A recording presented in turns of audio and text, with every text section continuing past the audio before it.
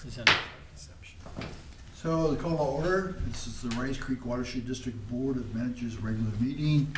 It's Wednesday, November 12th, it's 9 a.m. We're in the Mounds View City Hall Council Chambers. Let me reflect that managers are all present except for Steve Wadman, who's absent with prior Recording in notice. progress. And the meeting is now in progress. Open mic. Any Rice Creek Watershed District resident may address the board in his or her individual capacity for up to 3 minutes on any matter not on the agenda. Speakers are requested to come to the podium, state their name and address for the record. Additional comments may be solicited and accepted in writing. Generally, the Board of Managers will not take official action on items discussed at this time, but may refer the matter to staff for a further report or direct the matter to be scheduled on an upcoming agenda. Is there anyone in the audience who would like to speak? Sorry. Welcome. Catherine Decker, 614 Pine Street. My property borders the northeast side of Nature's Refuge North Development by MI Homes. Last week I addressed Lino Lake City Council regarding what I believe are active and ongoing grading and drainage violations, and I'm here today to inform Rice Creek Watershed of those same violations because now they fall squarely under your jurisdiction and your enforcement responsibility. The existing conditions map and the June 2025 grading plan, both approved by a professional engineer, show the developer will and has raised ground elevations by 8 feet or more above adjoining properties, including mine. That grading cut off at the natural drainage path that historically carried water safely off of our land is a problem. The result is that my previously uphill property is now downhill from the construction site with no functioning swale outlet or drainage easement protecting adjacent homeowners. During storms, my mature maple and oak trees will drown in water that never existed before this project. This is not an isolated construction mistake. It is a violation of multiple enforceable laws and rules. 1, Lino Lake City Code 1007.015 prohibits grading that increases runoff or causes adverse drainage impacts to neighboring property. 2, Rice Creek Watershed District Rule C requires that, quote, peak storm runoff rates at the project boundary must not exceed existing rates for the 210 and 100-year storm events, unquote. It also requires preservation of existing drainage directions and full analysis of discharge effects. 3, Minnesota Administrative Rules, Chapter 7090, MPCA mandates that all construction disturbing more than 1 acre must have a valid NPDES SDS permit and an on-site stormwater pollution prevention plan, and that any discharge that contributes to downstream harm is unlawful. Right now, each of these requirements is being ignored. The City of Lino Lake's approved grading that blocks the natural flow. The developer continues to raise pads and construction hills at the property line, and Rice Creek Watershed District has yet to enforce its own Rule C despite being formally put on notice. I am demanding immediate Rice Creek Watershed action to 1, issue a stop work order on the northwest section of the development until compliance with Rule C is verified. 2, require a revised stormwater model providing no increase in drainage into adjoining parcels during and after construction. Mandate construction of a permanent perimeter or swale or easement along the northeast boundary. Conduct field inspections during and post-construction to confirm as-built grades and drainage patterns. If Rice Creek Watershed District does not intervene now, I will proceed with legal action naming MI Homes, the City of Lino Lakes, and Rice Creek Watershed District for failing to uphold statutory duties under Rule C, Minnesota Rules Chapter 7090, and City Code 1007.1015. This is not a threat. It is the inevitable result of continued inaction. Residents have the right to be protected from negligent grading and stormwater mismanagement. Rice Creek Watershed's mandate is clear: prevent harm before it happens. I expect enforcement, transparency, corrective design immediately. Thank you. Is this news to us? No. President Priner, President Bradley, Yeah. excuse me, Board of Managers. It is not new to us. Patrick and the rest of the permit team are aware of it and have been to the site. Thank you. Patrick, you want to add anything at this point? Maybe not at this point. I just confirmed that they do have a valid permit. That's for the Nature's Refuge North development. All right. Set the agenda. Oh, One more. I'm sorry, I didn't see you. You're still on open mic. I'm not sure though if I should talk about this during open mic, because it says it's not to, if the things are on the agenda, and the thing on the agenda that I want to talk about is items for discussion and information, number 2, which is 102232 maintenance on page 104 of this pamphlet, so is that, Go ahead. so I want to talk about that. Basically, I got a letter from this Christopher Stowe, 426 Pine Street. I got a letter from the city hall that says, property owner of the city's annual surface water management program addresses areas in need of maintenance, blah, blah, blah, blah, blah. And what they want to do is for the 2025 SWMP, the city is proposing to replace the Anoka County Ditch 102232 culvert under Andal Street. And that's the culvert that I've been complaining about the most. So you got 7 culverts upstream of me that you guys have lowered. The one on Pine Street, you guys did your engineering review and you lowered it, and then you came back 2 years later and lowered it again. I want the Andal Street pipe lowered at least a couple feet. The problem though is that not only is the Andal, if you lower the Andal pipe, that'll help me out, but you also need to lower the pipe that crosses 4th Avenue. And on 104 of this, you've got under number 12, you have complete the sizing review, which is basically the Dan Scott Robinson driveway culvert. And then you go to 4th Avenue Pine Street and it says investigate ditch and complete repairs, and it says completed. So what you guys did in the spring is you scooped out the canal behind my property, and now you've realized, hey, the pipe's not low enough and it needs issues and it's been bad for a long time. So you guys are gonna lower that, but now Tom, that area that they scooped out, you guys went deep and then you went shallower and shallower and shallower to where the culvert is. So now you gotta lower that pipe and you gotta make it all the same depth. And then when it comes through there and it crosses 4th Avenue to the Robinsons, that pipe needs to be lowered and it needs to be increased in size. And the reason these 2 pipes are gonna need to be increased in size is because now all that drainage that comes off of Pine Street that's not in your drainage drawing is actually draining all the way over to the commercial property from John Deere.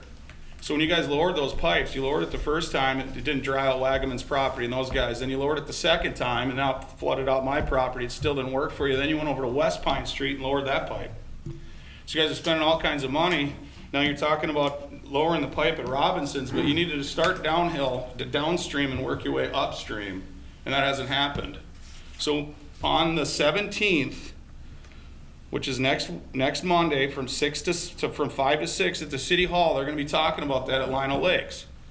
I would like somebody or a few of you guys to be there to talk about this, because just by lowering this one doesn't address the other issues. The other thing is that according to your paperwork here that Tom's going to talk about later, it says the 4th Avenue to Pine Street, investigate ditch and complete repairs, and you've got it listed as completed.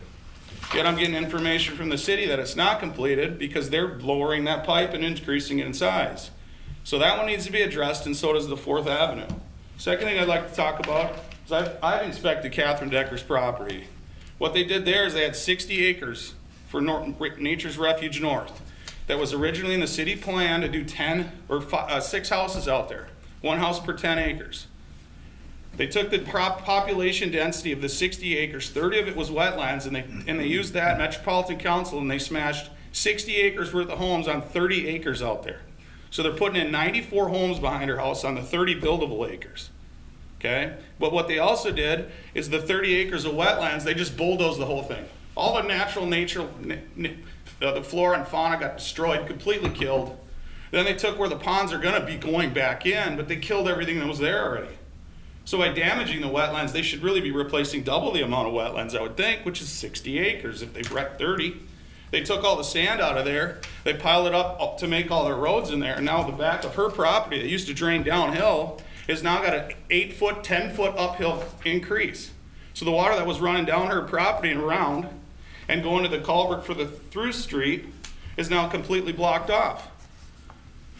So she's got sediment screens and stuff. You guys have sent the pictures. You can't use sediment screens as a dam, and that water is going to continue to flood out her property, Joe's property, Lance's property. And what that's doing is instead of going into branch 4 that affects me south of Andal Street, some of it's running into north of Andal Street now. So the Andal pipe definitely needs to be lowered but you've changed the direction of flow. It's still going into branch 4, but that's why it's really critical that 4th Avenue is changed. I've looked at the drawings, and the engineers here, that when they say, oh yeah, the Pine Street pipe, we'll just lower it this one time. It's clear that you guys don't know exactly what you're doing, because then you went back a couple years later and lowered it again. But on this page 104, that Tom's gonna talk about later, I'm sorry, it's page 105. When you go from 12 to 13 and you look at your map, you're missing the pipe that connects 12 to 13.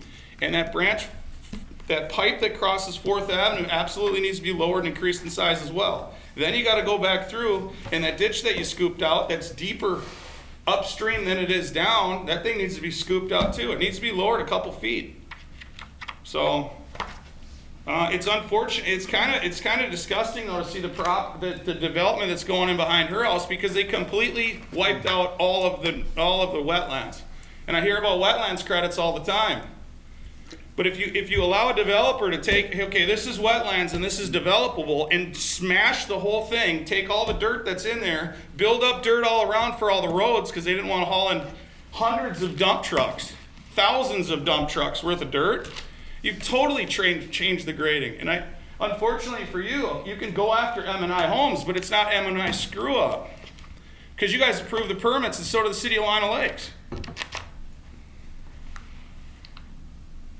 So, I don't know what's going on around here. I know I ran for city council. We're making some changes. The first time I ran, I got 300 votes. That was during the presidential election. I just ran again. I got over 700 votes. I did change the... Well, we just got 2 new city council people at City Hall, and in another 2 years we're going to get some more of them. So things are going to be changing, because this is a mess. But for you guys in your paperwork to say that the project's completed, and then we get a letter from the city of Lino Lakes saying we're going to do a project on the same branch, who's looking at this stuff? You scooped it out. I told you need to lower the pipe.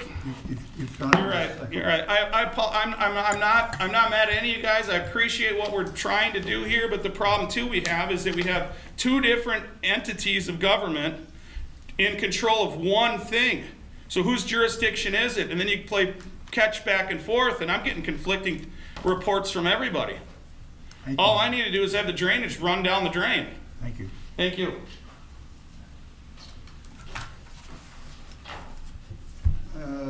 Consent agenda. Oh, Setting. Approval of minutes. Set the agenda. Set the agenda. I thought we already did. Okay. Nope. Okay. None of them show up. Those are the watersheds. Yes, President Bradley, Board of Managers, staff would like to add in Minnesota Watershed resolutions. It was on our board workshop. I think we can put that in at a new number 8. All right. Would anyone else have any additions or changes? Otherwise, can I have a motion to set the agenda? So moved. Is there a second? Second. All in favor, say aye. Aye. No opposed. Okay. Approval of minutes. Yeah, Mr. Chair, I would move the approval of the October 22, 2025 regular meeting minutes as presented in the second. Any discussion? All in favor, say aye. Aye. Any opposed? Now we get to consent agenda. Patrick? President Bradley, Board of Managers, we do have 1 permit application for your consideration today. I'm happy to answer any questions. Any questions of Patrick? Not then we have a motion.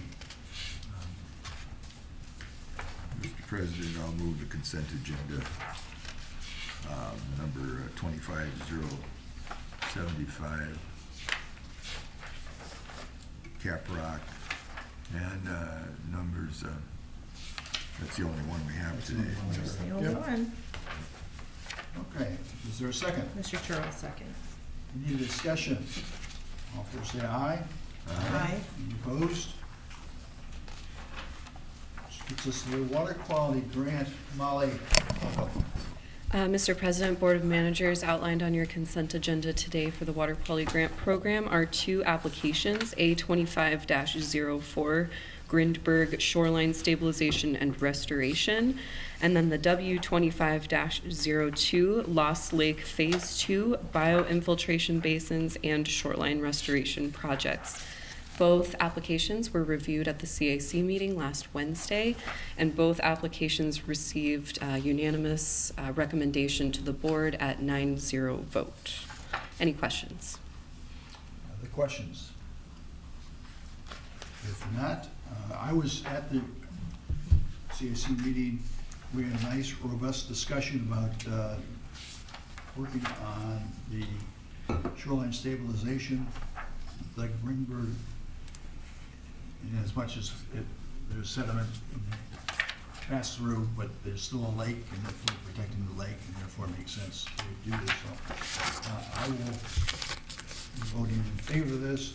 I guess I'm looking for a motion. I move we approve the consent agenda A25-04 and W25-02. The A25-04 grants a 50% cost share of $10,000 not to exceed 50%, or the maximum $10,000, whichever is lower. And the 25-02 is 50% cost share of $10,000 not to exceed 50%, or $100,000, whichever is lower. And that's it. As outlined in the table of contents, in accordance with Rice Creek Outreach Grant Technician's recommendations and dated November 5th, 2025. Second. Any discussion? All in favor say aye. Aye. Any opposed? None. Great, thank you. Thank you, Molly.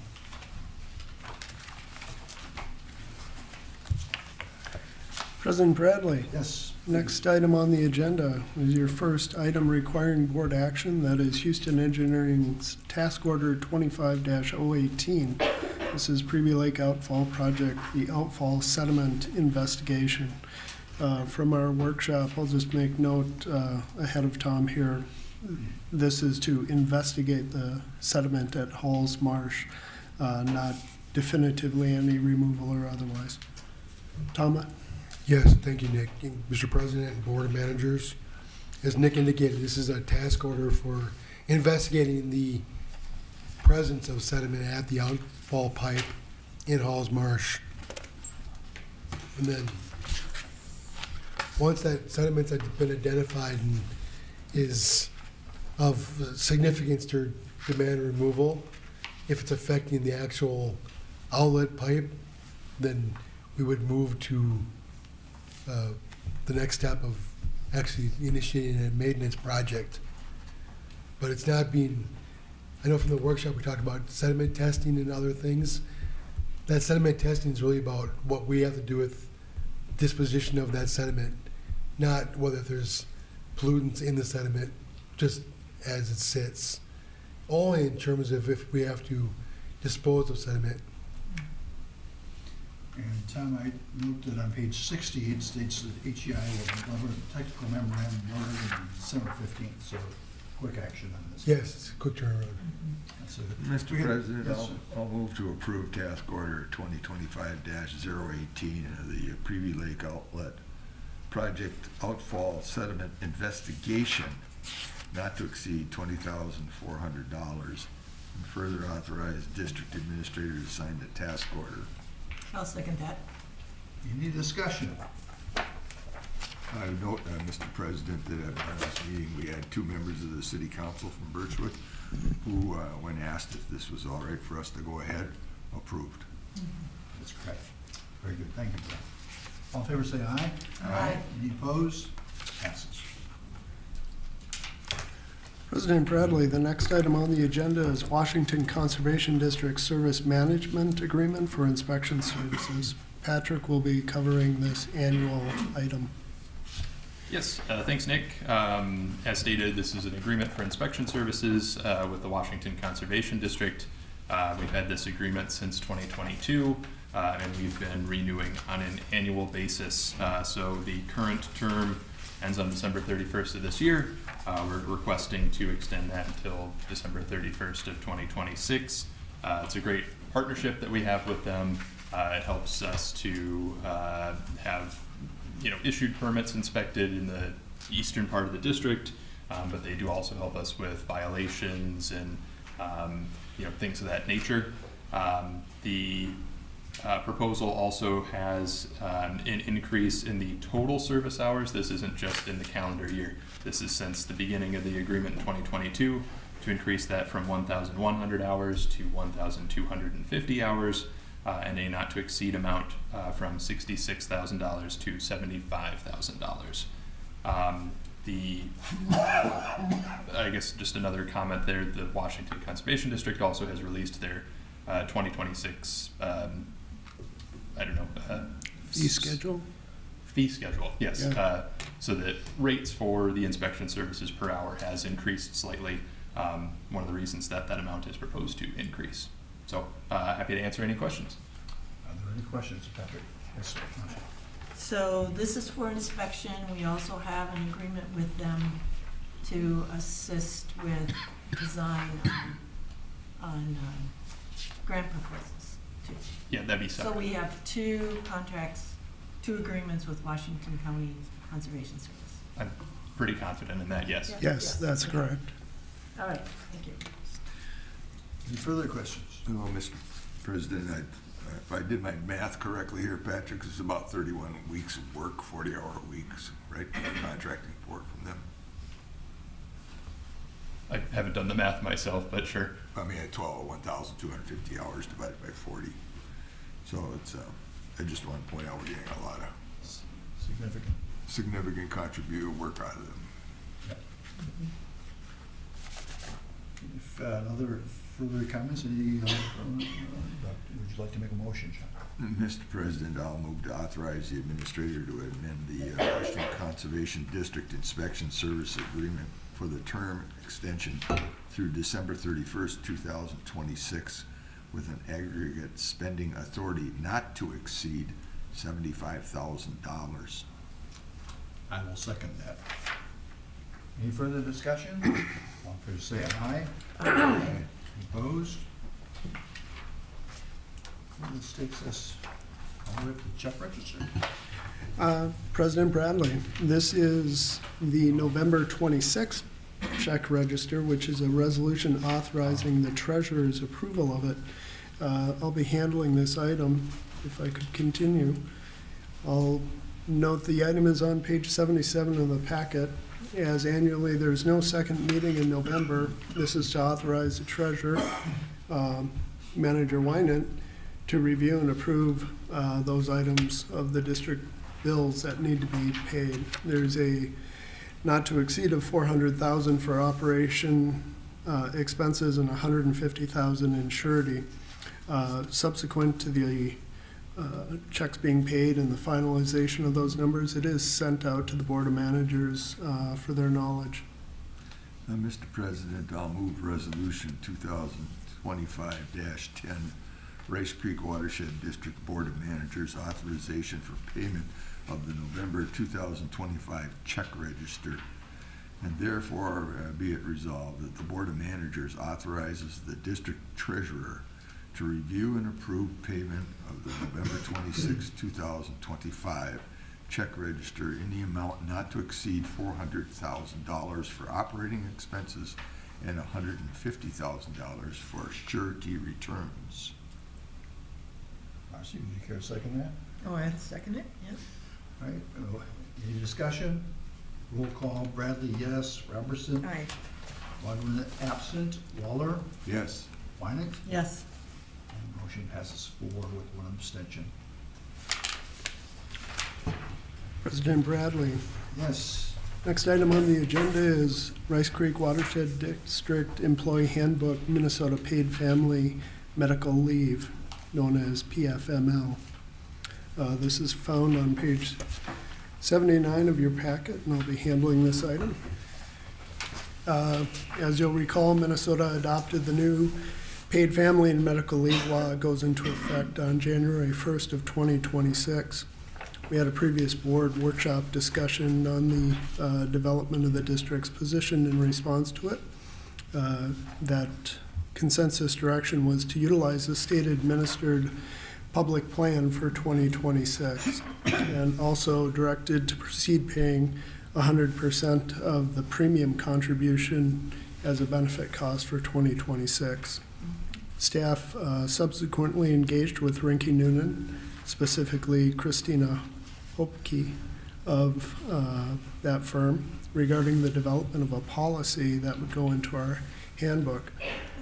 There is a handout at the dais for each of you here. The policy outlines the employee's rights and responsibilities related to BFML and how it integrates with the district's existing leave policies. President Bradley, you brought this up at the workshop, and through an email you had a concern. You'll see on page 2 of the handout in your packets, noting the red line change.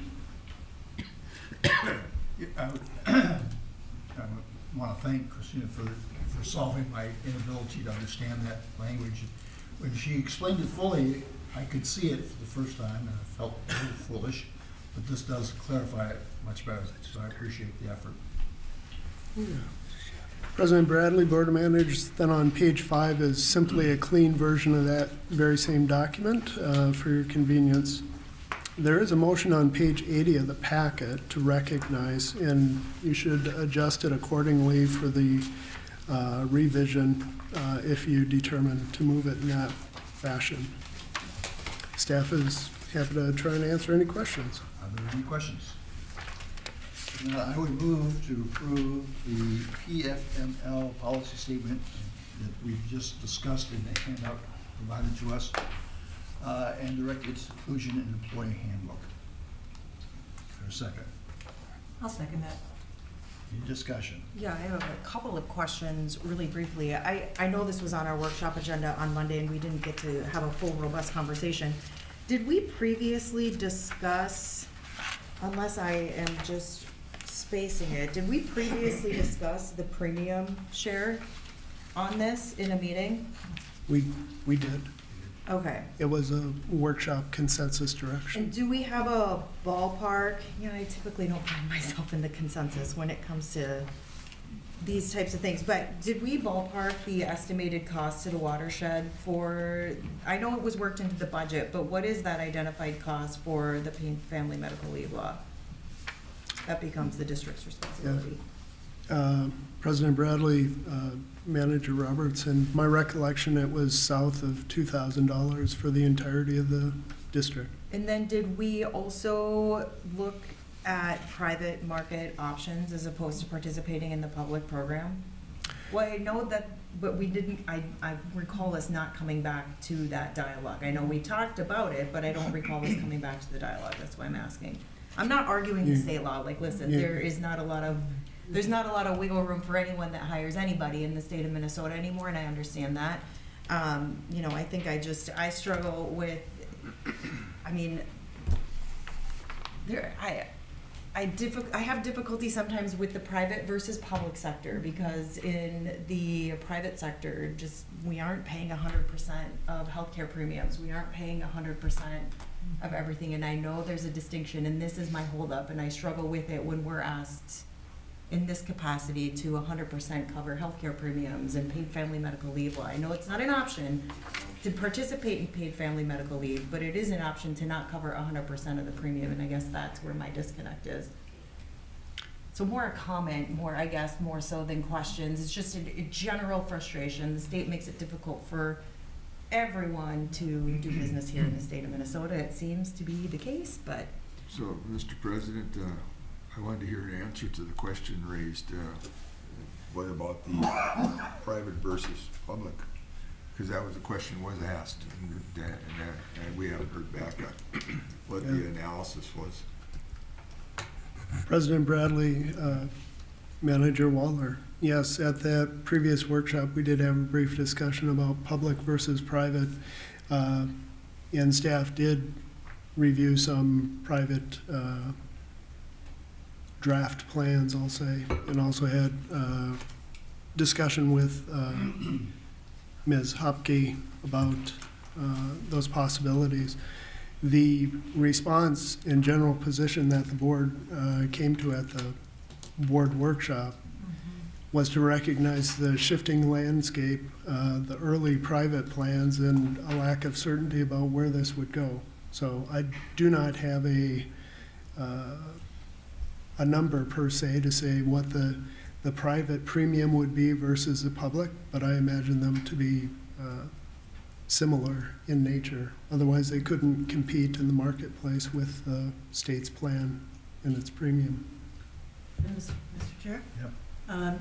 Don't have the notes from the workshop in front of me, but it seems to me like we settled on, let's do this for 1 year through the state program, and then look at this again next time around because of the shifting nature of it. Yep, and I understand that. I guess it would be helpful to feel confident in moving forward if we knew what that cost comparison was. And I just want to reiterate, the cost to the district for the 2026 calendar year is $2,000 total to participate in the state program, because that's, wait, no, Nick's saying no, and you're saying yes. That's what I And there's, Estimate, and it's quarterly, and we did receive a quote on a private, and it was more expensive. Quite a bit more yeah, expensive. it's, to go with a private. President Bradley, if I could. Teresa, my recollection is it was 0.88% on the salaries of the employees of the Yes. district. And we plugged that, our employees, into the state's calculator, which gave us back a premium amount. It was at the smaller, Small, right, the small Yeah. employee rate of 0.66, Yeah. which reduced it even further. And sideline comment, and maybe this is helpful in this dialogue, I was going to bring it up after the board's action, one way or the other. This has impacted the landscape for short-term disability because those plans cover similar items. Our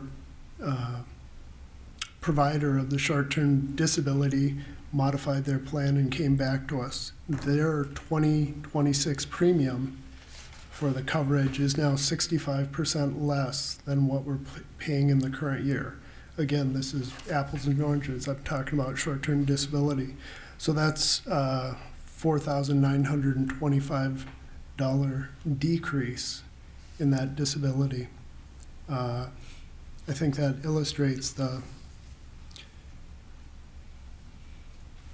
upheaval that this new law kind of creates that I heard Manager Robertson making note of. I'll stop there, see if I can answer anything So, else. Mr. President, so I understand this. The portion that the district is going to pick up for the employees of the district is $2,000 a quarter or $2,000 a year, quarter, a quarter. So they're all right, and it's an estimate and that's an estimate. by using our payroll and past payroll. And in 1 year from now, this can be reviewed and taken a look at. And so the district employees will have no copay because the district will pick up that $2,000 a quarter, correct? Yeah, or whatever the estimate was, yeah. Thank you.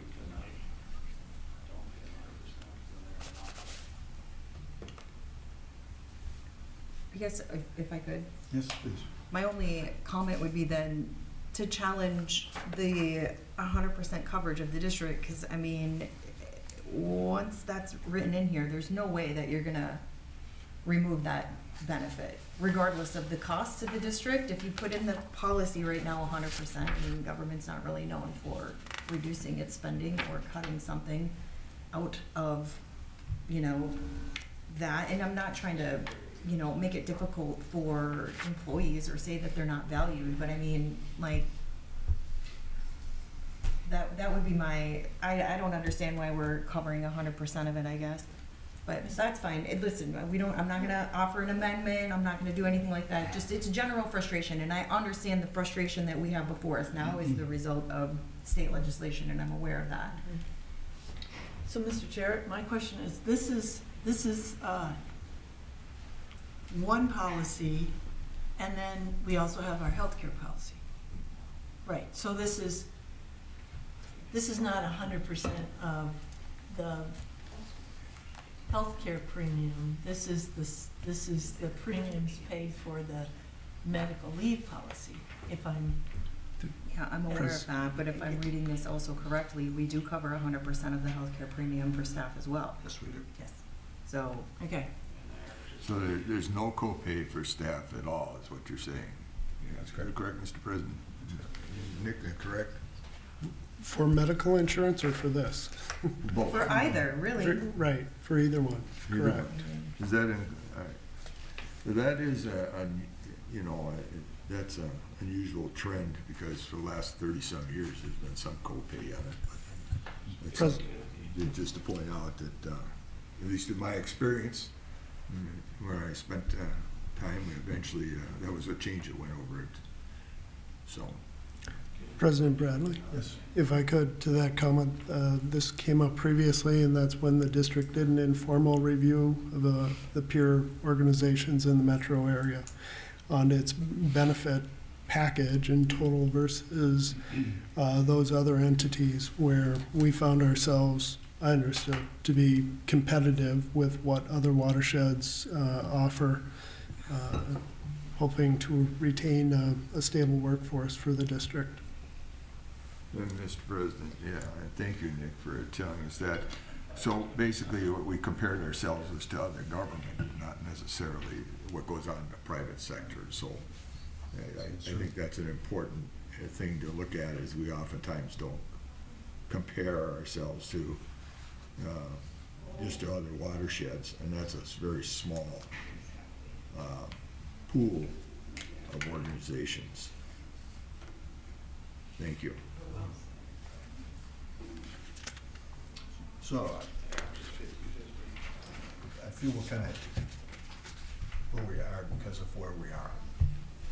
Oh, I don't disagree. Everyone that owns a business across private or public sectors is in a tough spot. I understand that. Like I said, my fundamental objection is just the fact that we're continuing to cover 100% of a premium. And if that goes into a policy, I highly doubt this board will ever vote to And I'm make saying- that a 50-50 scenario. So I'll be over here saying no, Okay. and that's okay. You guys do what you need to do. I'm also saying, because of the existing policy that we have, which was put in place with knowledge, so that we are competitive with other watershed districts who are periodically poaching employees,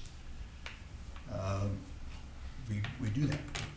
We haven't tried to figure out, there's also gets it like, this one I kind of figured out, it comes down to about, if we pay every other week, do we pay every other week, John? Pardon? Do we pay every other week? Salary? Do we pay our? Yeah, twice a month. It come, my quick math, it's about $7 a pay period. Listen, I understand that. It's principle for me. I know, It's but I'm principle also for saying me. that 'cause since we established the one principle, I don't wanna try to make an exception for $7. But this is an exception to the policy based on state legislation. This didn't exist. This is brand new. So this is an exception to policy because this didn't exist and doesn't exist until January 1st of 2026. Any further discussion?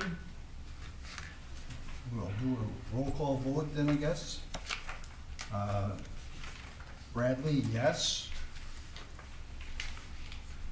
I'll tell you what Jim Robertson says. Robertson? No? Bogman's absent. Wynant? Yes. Waller? I want to see this reviewed next year and seriously take a look at the copay issue. That is, this whole business is just comparing ourselves to other watershed districts.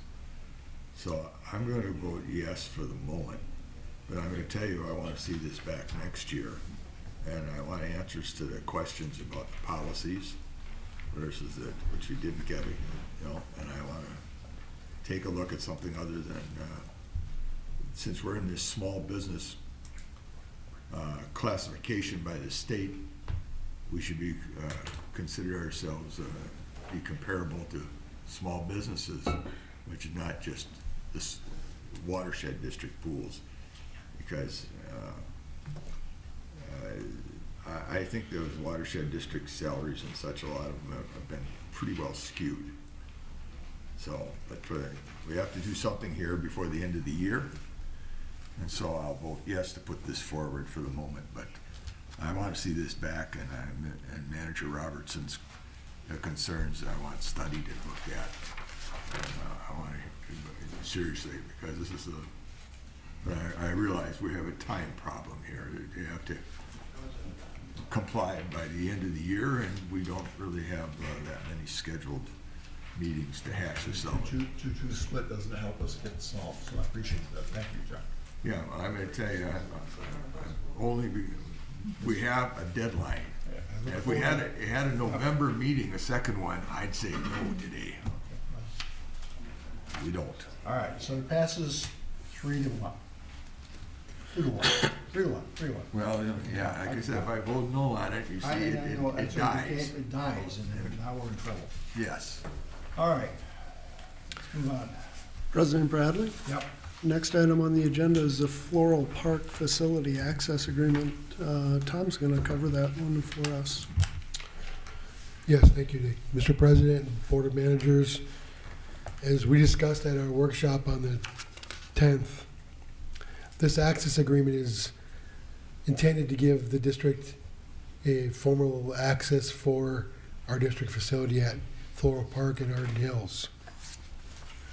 This facility is a water quality and volume detention berm of the Long Lake, Channel Lakes vintage suite of projects from the late 70s, early 80s. And currently we don't have a formalized access, although as the agreement states, we're asking the city to acknowledge our existing rights of access and entry under the statute for watershed districts. And so we don't need the agreement technically to access this facility, but it's a good neighbor gesture to the city. It protects their park property and trail from damage, unintentional damage, and memorializes our right of access. So staff recommends that we enter into the agreement. As we go through the process of evaluating these district facilities, we will probably see more of these where we don't have a formal agreement in place. We'd look to do so if we intend to keep the facilities in question. All right. We did discuss this at workshop. Any discussion, questions? Huh? Well, Mr. Chair, I would just like to note again that we've been since my tenure on the board, it seems like we've been looking at facilities and we have kept them as district facilities or closed them out. Is that what I understand? Yes, Mr. Wyatt. Okay. So the facilities discussion ends up being a large discussion again, and maybe a presentation on facilities we might have time again it might be time again to have at least a listing of the facilities and to have somewhat of a discussion, because this seems like a lot of these we actually inherited, or they were there and they've been part of the system to start reviewing them and dealing with them one way or another. Correct. President Bradley? Yes. If I could. To Manager Winans' inquiry, I think a good time to do that would be during the public drainage and facilities update at a workshop coming for the 2027 kind of budget layout and the good work that Tom's team has completed and what remains and where we're headed, so we can review each of the facilities. You are correct that the district undertook examination of its facilities, confirming its existence, that it is indeed a district facility. We have a little flow chart, do we own the property? Did we actually build something here? And then into what value does it serve the public in accomplishing the district goals? And so we're just systematically going through each one. This is one of those. Thank you. All right. We need motion? I do. Okay. Mr. Chair, I move to approve the Floral Park access agreement with the City of Arden Hills and further authorize the administrator to sign the agreement. Is there a second? I'll second. Any discussion? All in favor say aye. Aye. Any opposed? Passes. President Bradley, Yes. next item on the agenda is the district's 2026 proposed board calendar. You'll find that on page 92 of the packet. I'll make a point that this is the district's method of meeting Minnesota Statute 13D for noticing requirements that we hold on file a regular schedule of the Board of Managers meetings. Specific to the month of November on the calendar, you'll see that November 11th next year falls on Wednesday, which is our board meeting on the regular date of our board meeting, November 11th, Veterans Holiday. So we have the question to the board of, do you want to move it to Tuesday, November 10th, or Thursday, November 12th? We have no meeting in November? This is the first meeting.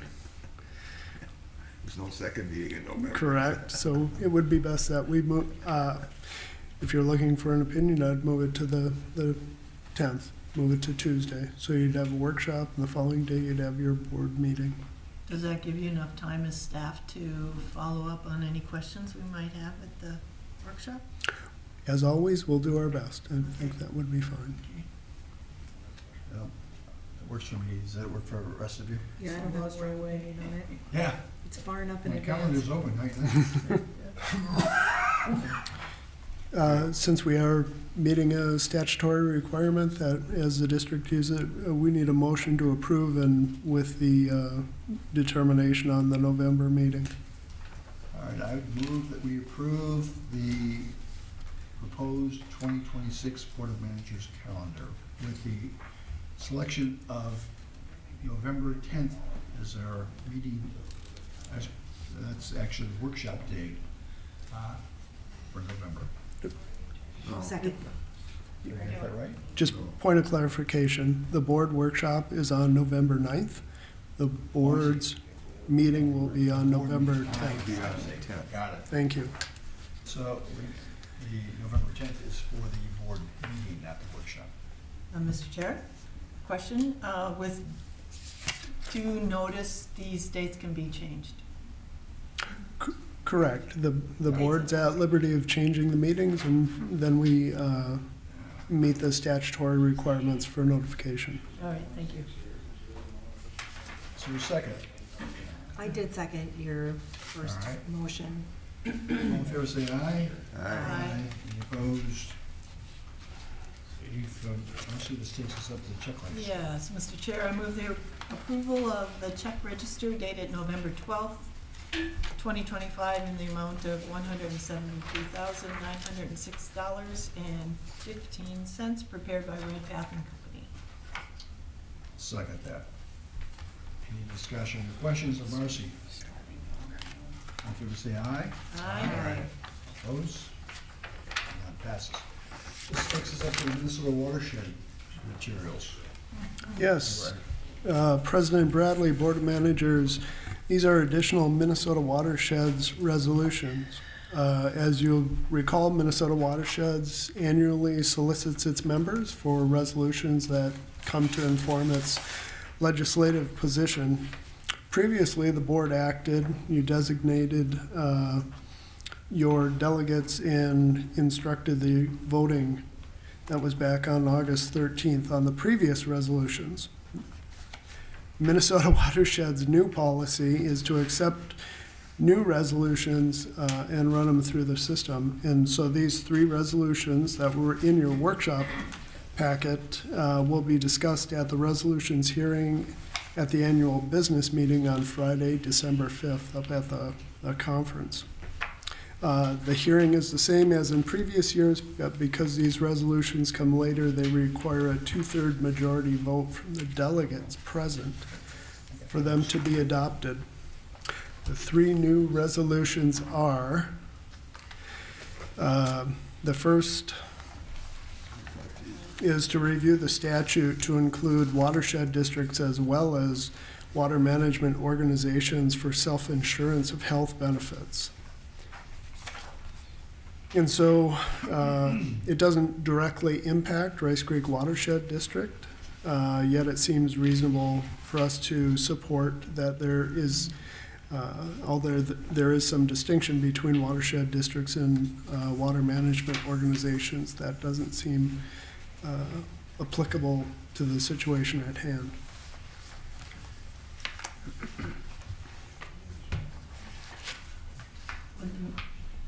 Do you want discussion on each one of these? Probably first. Yeah. Okay, so let me just start out by saying I was on the Minnesota Watershed Board meeting, and there was robust discussion about why we are accepting these after the deadline. So you'll probably hear more about that. This one, as Nick said, seems to be pretty straightforward, and they're asking for inclusion of water management organizations in the state statute, and like you said, it doesn't affect us, and so I'd say we could approve it. President Bradley, so this Prior Lake, Spring Lake Watershed District brought this forward. Basically, entities of 100 employees or more may self-insure in that both watershed districts and water management organizations aren't included in the statute. They were precluded from looking at self-insurance. Water management organizations, as you may know, are closely aligned with the county, so I think the idea was that the county was going to look to self-insure, and the watershed management organization wanted to participate in that. Mr. President, I thought we had a discussion on this quite a while ago, this particular resolution. I don't recall. Prior Lake. Wasn't that the, we had two resolutions we had to look at. There was one we had and one came from Prior Lake. I Thought this got rejected, is what I'm getting at. This is just a joint powers agreement request authority. Yeah. Wouldn't have been rejected. I know Prior Lake brought up, we talked about a resolution from Prior Lake before. And it had to do with coverage on this topic. All right, well, anyways. So we, President Bradley, we could go through the next one and then move the entire slate with however the board feels. Okay. So could I ask, I don't want to presume, but I heard the consensus maybe is to support here. Yeah. Because it's not impactful to Rice Creek. It does not affect us, and it gives them an opportunity for some cost sharing. Yeah. President Bradley, the next resolution that was submitted, it comes from Coon Creek Watershed District, has to do with mitigation under the Minnesota Endangered Species Act. This staff and consultant feel may be helpful. It's probably not the only, or shall I say the best way to address the issue, but it does intend action, which then, once with dialogue with DNR and the other parties involved, may resolve in a better, clearer administration of the DNR's jurisdiction for the Minnesota Endangered Species Act. Is this a continuation of the calcareous fens? Calcareous fens? Argument disputes that we dealt with in 8 resolutions last year? I would say it's tangent to that. Yeah. While some of the calcareous fens are not an endangered species, it's rather a feature on the landscape. The plants that exist there may indeed be endangered species, but endangered species are throughout, the state. What's not always clear to applicants, whether public or private, is how the DNR responds to applications, how they, why there seems to be a lack of consistency, I'll say, in their administration. The district has found ways to move through it for its public drainage system and fencing off the endangered species, placing the spoil on the adjacent bank, the neighboring bank, that sort of thing.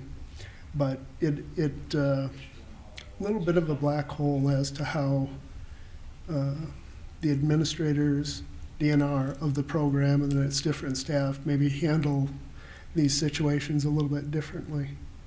And I do, Chris Otterness may have input here as well. Chris? Mr. President, members of the board, so Coon Creek here had a specific issue and concern. They've had challenges where they've had to mitigate takings of endangered species or threatened species within projects that they're working on. And I think that this resolution is really directed toward their specific need. I think that the things that they're identifying in here aren't necessarily directed at some of the issues that we have dealt with because we've been able to do avoidance and haven't had to go through that process of takings and mitigation. However, as Nick noted, I think that there's a larger issue of getting a conversation going about the DNR's program, and I think even more so for the district, a lack of maintenance by the DNR in their listing of the species, the inventorying of them. I know that it's something that they're required to do regularly, and it hasn't been occurring, and that might be one reason why we're seeing species in the district that are prolific, for instance, in the Anoka Sand Plain through Blaine, but yet are still continued to be listed as, threatened or endangered, and perhaps accelerating some of those inventories would be an important thing. Now, again, that isn't targeted necessarily in a resolution, but this resolution might be a way of getting a foot in the door to having dialogue on that. Any questions, further discussion on this one? I would say that, Mr. President, that first of all, so everybody understands, this Endangered Species Act is a state law, not a federal. And so the inventory list on what it is in what areas is something that, to me, should be more locally done than just blanketly done across the state. If you have a high count of that particular species that's endangered in your region, you should have some kind of exemption from it. I don't know that this resolution goes that far as to specifically spell out some processes and procedures. But the DNR, the Department of Natural Resources, is, in my opinion, notorious for not being very transparent on how these apply here or there, not just in the endangered species, but in other areas too. When you get to like ordinary high water marks, that's a mystery of how that comes about. There's a lot of subjective judgment in there. And anything that could eliminate the subjective judgments of these individuals that have this authority over the local government here would be greatly appreciated. That's really a great goal if we could get that done, because we have a lot of trouble with that's what generated our 25-year rule problem, it's for example. Anyways, enough said. President Bradley? Yeah. I've heard consensus for support on that one. We'll move on to the next. Yeah, I'm kind of neutral on this. The idea of Okay. creating a species where we're going to have no net losses, and we're going to establish conservation banks that provide ecological functions, that we're going to express as credits, that you could use species recovery goals to inform mitigation. This is Huge undertaking. I'm hopeful that Chris is right, that this really doesn't affect us, and it hasn't affected us today, because it sounds horrible. Well, I think in fairness, it may not have directly impacted the watershed, but I know Patrick can speak to the fact that it's certainly had an impact within the watershed as it relates to development. You've had projects literally not happen because of, I don't want to say imaginary, but all of the sudden endangered plants. I mean, even when you go back to the ditch repair on 5362, when you looked at your, there was one of the drawings on there that had all of the endangered plants. What in the world? Yeah, no. I mean, it's just crazy, We've had but I plants, think yeah. to John's point, it's one piece of a very large puzzle, and you gotta start poking the bear at some time if you want some type of action. I fear From the this is DNR. creating more regulation rather than. I mean, Mr. President, I agree with you that it's more regulation created and not such a fan of regulation that isn't transparent, easy to understand. When it gets to be so we can't see what it is, and you get this judgment call by these individuals that are so-called experts that have authority over us from the DNR, then we get in a big mess. And maybe this isn't the best approach, but somewhere along the line, something has to be done about this subjective judgment business that's been used for years and years and years on different things. And plants are just one of them. We had a heck of a mess quite a few years ago, wasn't it, Tom, over there when we did the Walmart business about the plants? As I remember, that was like $100,000 extra cost on there over that endangered plant issue. And, and months of delay on the development that went on. And Manager Hockey and I spent a wonderful morning down at the department chatting with them about this, and in order to try to resolve it. So something has to be done. This may not be the best vehicle for this, okay? But it's a start. Yeah. And I think if this becomes a resolution to be debated on the floor at the convention, that your concerns be pointed out, that this doesn't really go far enough in clarifying the process and taking away the subjective judgment element of it. If you want it to pass, you don't throw up any concerns about doing it. We haven't done it well, so you just kind of suck it up and we'll wait to see what happens. I think this is just a start. This is not gonna pass like it is. No, I understand that, but I mean, it gets the conversation begun. And second, it allows you the opportunity, once the conversation started, to amend it. And I agree the conversation's needed. Okay, so shall we move on then to The third, the deadline? yes. Watershed. President Bradley, Board of Managers, the third is to clarify the deadline for watershed districts to certify their levy.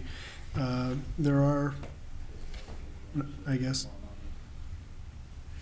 not surprisingly, I hesitate to say that, but conflicts in statute regarding dates that certain things must be done. The district being a special taxing district is subject to two different statutes, and I believe Mr. Kolb can speak to this a little bit. Mr. President, members of the board, the statutes involved here for the watershed law are 103D 911 and 103D 915. 911 says that we must have a budget hearing and adopt a budget no later than September 15th of every year. 915 says that a watershed district, after adoption of the budget and no later than September 15th, will have their budget and their levies certified to the county auditors. The other statute that's involved here is 275.065, which basically says that those certifications for special districts, notwithstanding any other law, must be made by September 30th. So this is one of those notwithstanding any other law things where our statutes say September 15th. The other statute says September 30th. I don't think they're in conflict, but this resolution seeks to bring them into alignment in order to avoid confusion.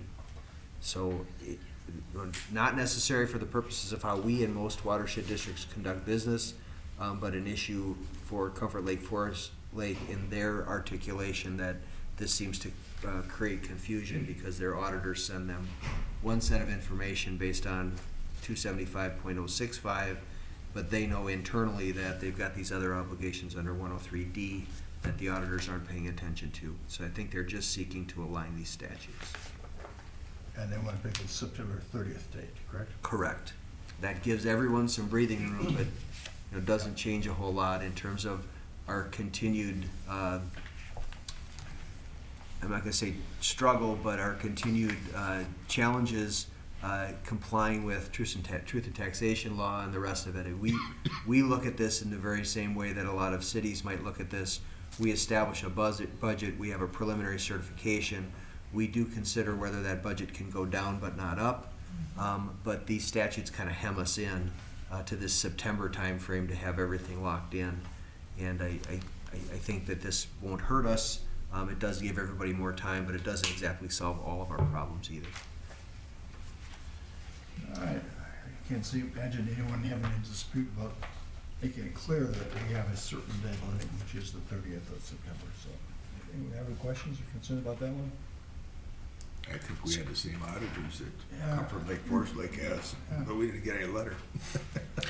So, Mr. Chair, I would just say again that in order to streamline the resolution process, Minnesota Watershed established some dates where resolutions are required to be presented to the Minnesota Watershed Board, and I would just like to say we should stick with that process, so we don't have resolutions coming in after the fact and don't get the thorough review from the resolution committee that the others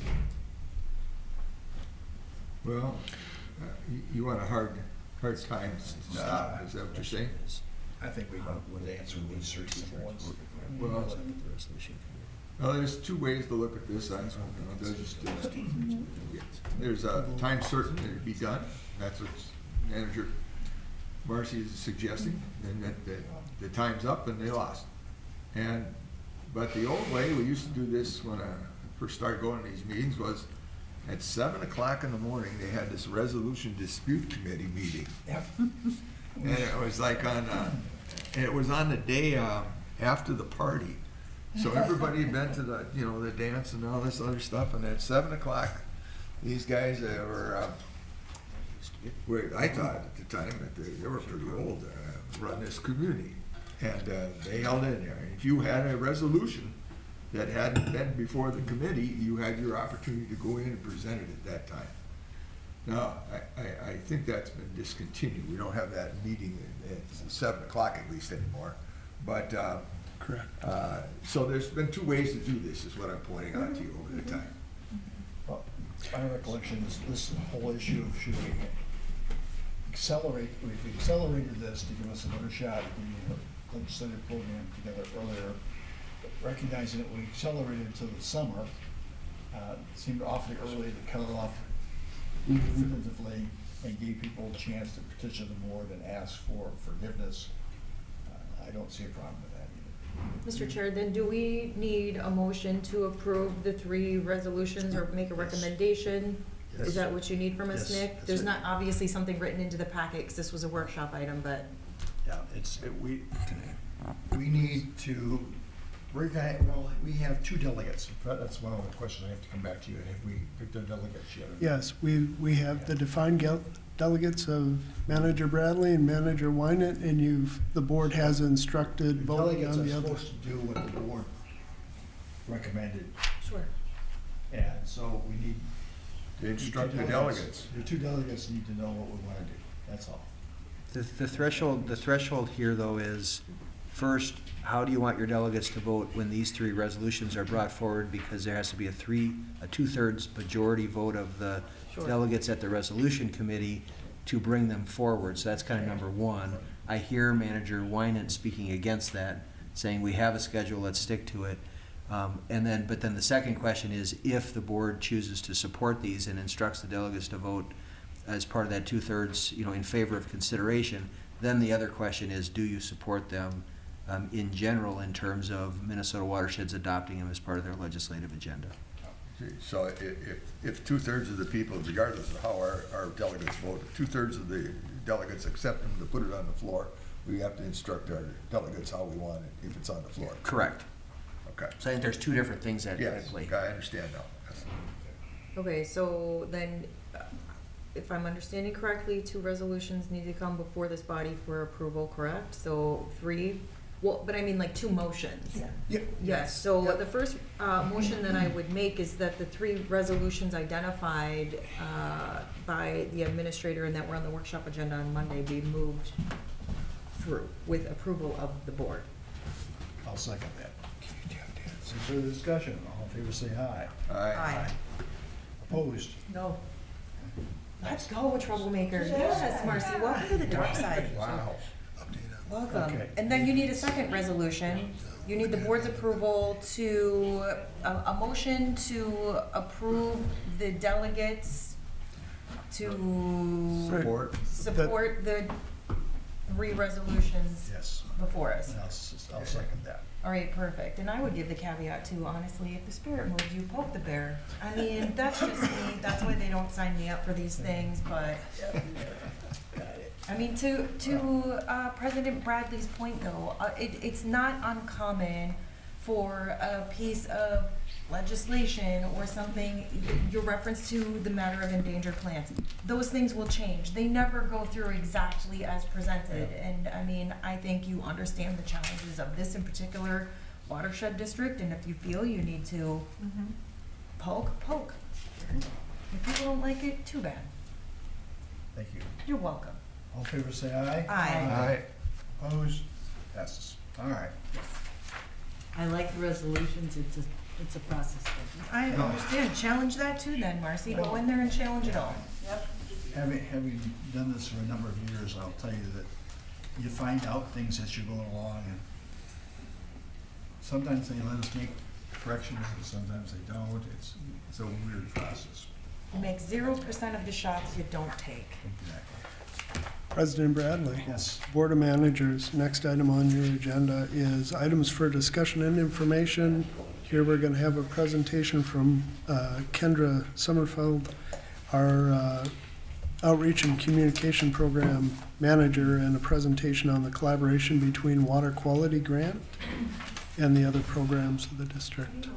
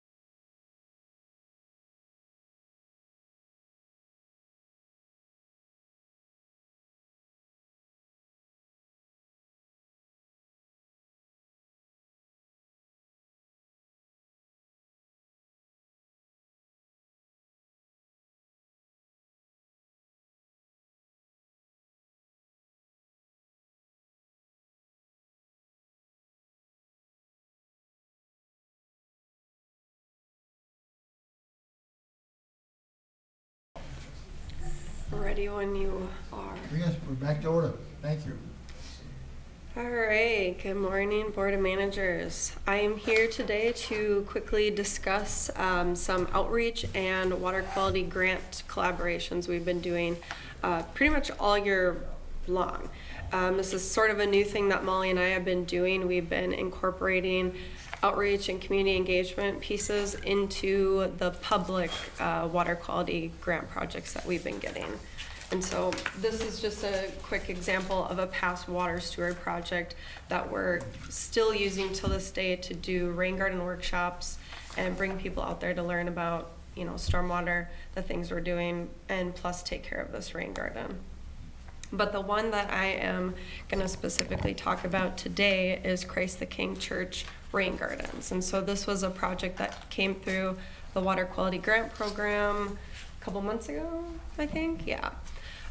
And this is a church in New Brighton, and it's very close to Hanson Park. It was a project that was spelled out in one of our sub-watershed assessment targeted plans, and it has a history of attempting to do it but failing because the church did not have the resources or the time to go through the process or deal with it and all of that kind of stuff. And so when I found this out, and through all the work that this organization called Growing Green Hearts plus Rice Creek has been doing, we tried again. So we went and talked to them, and we came up with a plan that would support them a little more, including some outreach and community engagement, education, and then backing it up with a water quality grant plus a grant from Ramsey County. We were able to complete this pretty large project with a lot of community involvement in it. And this project treats all of the stormwater that runs off of the roof and the parking lot, 26,000 square feet to be exact. And so, like I mentioned, Growing Green Hearts is this organization that I work with. She is an educator, and so she does a lot of work with our schools, our churches, libraries as well. And we all came together to help the church do this very large community planting effort. You can see in the pictures here. They did an incredible job. They were very organized. They stuck to the planting plan, and there was kids out there, families. It was amazing. It was incredible, the effort that they put into this. And I was out there also helping. And yeah, it was just really cool to see this. And the one good thing about this was it significantly reduced the cost of the project. So instead of having a contractor come in and plant all the plants, which would have been thousands of dollars, the church did it themselves, saving them money. And they also did a soil infiltration test, because at first we were thinking we were going to have to do a large cost to remediate the soils and all of this, but then the church offered to do this on-site test that then told us that we didn't need to do that. So again, the church helping with that reduced the cost for themselves, making the project feasible to do now. So like I was saying, we were very involved in the community plantings and all of the efforts that they did to educate their congregation and the surrounding area. We even had this group, a group from St. Paul, I'm not quite sure what their name is, but they were also out there. We had a scout group out there, and then recently we also brought the school nearby down there for a field trip site visit. And so the one thing that really ties all of this together and makes it really relatable for all these different organizations is the native plants. So we do a lot of like seed starting, seed collecting, a lot of native plant education that really ties it all into the water quality aspect, because native plants are tangible, people can work with them, plant them, and it's an easy tie to kind of tie it all together. So this is just another picture here of the groups that came out and helped plant this. And yeah, so this project really shows us kind of a model for this community-based stewardship that we're doing with a lot of the public grant projects. So it increases stormwater management and water quality by getting the project done and in the ground, but it also helps community buy-in, public education, public engagement. Like I said, we had multiple groups out there. The school down the road is going to be going there in the future as well, but they've already been out there. And so this really provides us an opportunity to continue to teach the communities, not just this one-time effort of, you know, going there for a workshop, but it's this on-the-ground thing that we can continuously visit and continue to help the church and the surrounding community also take care of it and maintain it and make sure that it stays good for a lot of years. And this is, I would say, the most involved community effort we've done so far, but we have a lot more planned for the future with a lot of the water quality grant projects that are coming down the pipeline here. A couple other examples of just the outreach and the education that was built into this project. This sign we created for them, it will be installed next spring. This was also my first custom drawn design sign, so I drew and created that entire sign. We did website articles, tons of social media postings. I mentioned the school field trips. The church, they have a land care group that will be responsible for it, and they're doing a bunch of other stuff on their campus. So lots of education going on, but also a lot of community engagement with other groups outside of the church as well. Just a couple other examples of the catchment basins specifically. And then, so that project was the main example I wanted to show you, but I also wanted to just quickly point out there was a bunch of other projects that we did as well using the same model of including the community and including other groups and students and you know, a bunch of different signs and educational components. So this is Hayes Elementary, that's in Fridley. We actually installed 2 projects with them, a large rain garden with significant help from Anoka Soil and Water. But again, the students planted the garden and really, they've been very involved in this project and even growing some native plants to learn about water quality and stormwater and how it all connects together. Another example is the treatment train rain gardens at Presbyterian Church of the Way in Shoreview. So this was another project that came through the water quality grant program. Again, we did, Molly actually did this event and pulled this one together, but she did a really great presentation for them. We had an on-site little tour with everyone. We created a sign and installed it for them as well. And again, we'll be continuing to do things with them to care for this garden also. Another example is Moore Lake Park. We did the art out there, but we've done numerous things on the shoreline this year. School groups, community groups out there, created a sign for them as well, and we will continue to do things out there with them. Just a couple more upcoming opportunities. Teague Schmidt Park. That one has been talked a lot about, water quality grant plus WBIF funds. We're going to be doing some community engagement stuff out there. Hanson Park, lots going on their new construction that they're doing. We're going to plant some stormwater ponds with them. We have a couple other water quality grant collaborations, you know, coming down the pipeline. This is just a few examples, but more to come. And that is all. Thank you. Any questions? So congratulations. Specifically today, the tour for the bonding committee will be happening. How does this first project you demonstrated or showed us fit into that sub-watershed? Does it impact Hanson Park? Does it impact 2, 3, and 5?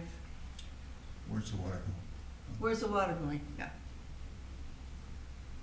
I don't have that off the top of my head. Park, so. Yeah. Manager Wynand, it flows to Hanson Park and then ultimately to Long Lake. So will the bus go by that? Would- planting? Possibly. No idea. Good answer, possibly, but I don't know the route of the bus. They're coming specifically to Hanson Park in regards to the Jones Lake project that we're like to get the bonding funds for. Do you have a one-pager on this, in this project that could be in our back pocket to Handout? hand out? I don't have one readily available, but I can make one. Even a picture of Christ the King, even this, one of these slides. Yeah. Yeah, you could tear it out. This is great. This is great. One thing I also see is that I don't do I'm not following on Facebook that closely. Mhm. So some of these events happen and then I go, oh shoot, I could have driven over there and seen that. So I know it's a full calendar, Kendra, but if there's a way, especially if there's something going on in each of our counties, Yeah. to give us a heads up, because Yeah. it's a great way to talk about it. And then the last question is, the people that you're working with, do you think there's awareness of what the watershed is? Interest in participating, so we talk about getting, the Citizen Advisory Committee folks engaged. And just be aware of folks that might be sparked to participate in the Citizens Advisory Committee or right here in front of us, because we know there are folks out there. It would be helpful. Yeah, possibly. I can always give them that information. Yeah, yeah. So, excellent work, though. Mr. President. Yes, sir. Thank you. Ms. Kendra and Ms. Molly, I want to thank you very much for the wonderful words I heard from Mary Sue, who used to be on our advisory committee, and your work at Schmitz Park and Birchwood, and particularly for your taking the edge off of kind of the, well, let's say it's not difficult, but it's been kind of a edgy situation there, and the two of you have certainly helped over with the city council. And so I haven't seen you two together, and I want to thank you again for that contribution of working with the city of Birchwood, and that way they feel that the district isn't just here to tell them what to do, but actually to help them. Yes. As my great uncle Ross used to say about watersheds in Massachusetts, they just want to tell you what to do with your land. They don't want to help you any. I hope we can change that. Yeah. And it seems you two are doing it, so thank you. Thank you. President Bradley, Board of Managers. Next item is an Oak County Ditch 102232 and maintenance task progress summary by Tom Schmidt. Okay, thank you, Nick. Mr. President, Board of Managers. The intention of this is just an update on the maintenance projects that were identified in the April 2025 conditions report that we presented to the board in advance of the West Pine Street project. And page 105 has a table of the status of each of those projects that were identified in the map on page 100, on the opposite page. Chris has it up on the chart up on the screen, I see. Thank you, Chris. And I mean, in answer to Chris's question, Mr. Stowe's question from earlier, that these are not intended to be repairs, they're maintenance projects. The culverts sizing and elevations are not part of the maintenance program. The Andall Street culvert that was mentioned is a city project that is being undertaken by the city for their purposes under the road. And I believe, Patrick, the permit does not contemplate any resizing or lowering of the culvert. Correct. at this time. We've suggested that they could consider future-proofing, but they did not take us up on that opportunity.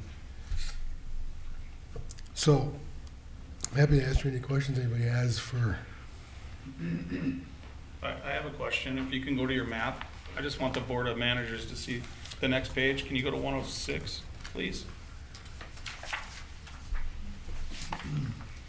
If you zoom in on, well, the light blue where it's Pine Street, that says location 13 in your packets. Where it crosses Pine Street right there in the north, where location 13 starts, you guys dropped that pipe twice now. But what you fail to bring up is when Wagaman's wife was on the city council for Columbus, if you follow Pine Street all the way to Zodiac, that whole ditch was carved out almost 13 feet deep in front of Catherine Deckard's house to send the water uphill and towards location 13 on Pine Street. When it they lowered 7 culverts.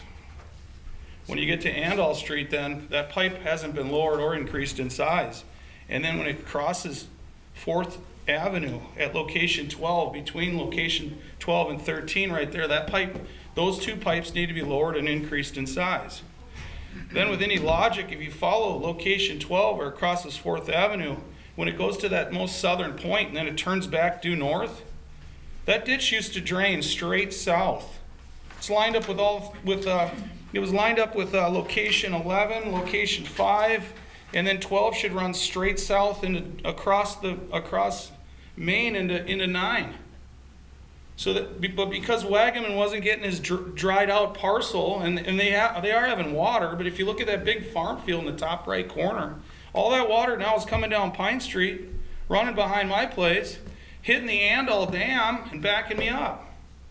It's been flooding me out for 8 years, 9 years. It's actually been flooding out since the 80s when they put the Andall pipe in too high to begin with. So because you lowered all those pipes, the Andall pipe needs to be lowered and increased in size. The one on 4th Avenue between location 12 and 13 needs to be lowered and increased in size. And then where it doglegs north, it needs to be traveling due south. Now tonight I'm supposed to go to the city hall at 6:30 because because the northeast quadrant, they're planning on location 11, putting over 900 or 700 and some houses just in that area. They're gonna be developing this area, and if you guys don't straighten this out, it's gonna continue with flooding on me. Now when you lowered the pipe that's location 6 that goes to location 6 and 5, that was to try getting the water out of there that way. That's why you're doing the Ryback driveway one and you're doing the one that crosses Jordell, because all the water's either running around that way onto West Pine or it's coming through Pine Street in location 13. But it's really to dry out that commercial property in the top right-hand corner for Columbus. In the meantime, we've dropped all these pipes north of me. I'm getting flooded out. They're going to be developing down on the sod farms, and that's the whole historic floodplain. So I'm underwater. I've been underwater for 50 years, and the only thing that's happened is we've lowered pipes north of me, or lowered pipes that go into the system, and we haven't done anything downstream. But logic could tell you where location 12 turns due north and then comes back around. That's not natural at all. These are all deviated. And I don't blame anybody on this. When you look at location 11, you can totally tell that those are sod farm fence lines going down parcels. So all the ditches are basically run like a farmer would in a straight line down the fence line. But once you get over to 12, they curved it back north. And there is still a ditch if you look to the south. But the other problem that the sod farmers have been doing for me for years, and the previous owners, is right where it crosses at Main, they block that off. And historically, they've blocked that off every spring when we get spring flooding, and then they keep it and they hold on to that water until August. They've also blocked it off down on location 4, down at Carl Street. That's why you had that blockage in that 60-inch pipe down there. And we had to pay a pumper truck to pump the water out. But when that's flooded out, guess who else is flooded out? I am. I can't put my cows in my pasture. You guys are costing me money. I can't put more equine horses on my property. You guys are costing me money. Then when you say all these are completed, I go back and forth. I'm paying taxes to you guys to get the water going through there. And then I'm also paying the city of Lino Lakes for a watershed tax, or they call it a utility. The other problem that's not on your map that you're going to say is the cities is my little pond on the corner of 4th Avenue. that drains south. There's one culvert, it's the neighbor's driveway, that's too high. Then there's an equalization pipe to go to the pond or the wetlands on the opposite side of the street that in your maps aren't even located as wetlands. And then it runs all the way down Fourth Avenue on the west side of the street. Those pipes need to be replaced as well. Because now what's going on is that pond, when we get a lot of rain, it goes to 6 inches of the road, to the bottom of the road. Yes. And then it floods across my pasture, and it ends up, instead of running down 4th Avenue, it runs over into location 13, hits Andall, and floods me out more. So I'm constantly underwater.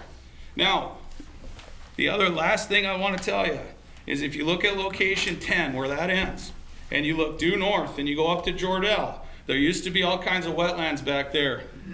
Because the water never ran uphill on Pine Street. The water ran that way. That's where they're putting Nature's Refuge North in. That's where they're putting the 96 more homes after the 100 they already put to the south. That's where the Metropolitan Council wanted to smash 94 homes on 30 acres.